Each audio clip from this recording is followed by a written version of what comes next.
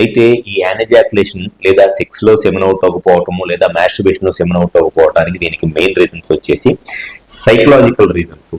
ఎవరిలో అయితే కొంత సైకలాజికల్ గా ఈ సెక్స్ లో పీక్ అనేది రీచ్ అవ్వట్లేదు, ఎప్పుడైనా సరే సెక్స్ లో సెమెన్ అవుట్ అవ్వాలి అని అంటే సెక్స్ లో పీక్ అనేది రీచ్ అయితే సెమెన్ అవుట్ అయింది. సెక్స్ స్టార్ట్ చేసిన తర్వాత స్లోగా ఈ పీక్ అనేది టచ్ అయిన తర్వాత సెమెన్ అవుట్ అయింది అండ్ ఎరక్షన్ తగ్గిపోయింది. ఇది నార్మల్ సెక్షువల్ రెస్పాన్స్.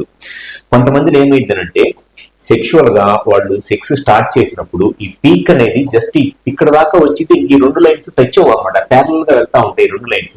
ఈ పీక్ అనేది టచ్ అవ్వదు, దానివల్ల సెమెన్ ఎజాక్యులేట్ అవ్వదు. దానికి అదే మెయిన్ రీజన్ ఈ యాన్ ఎజాక్యులేషన్ కి.